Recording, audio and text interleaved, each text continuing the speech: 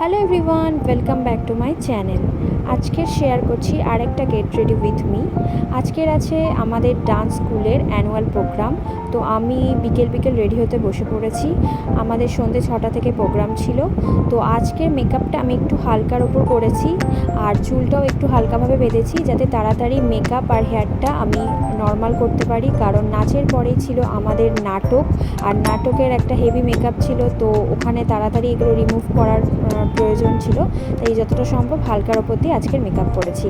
তোমাদের ভিডিওটা কেমন লাগলো অবশ্যই আমাকে কমেন্ট সেকশনে জানিও।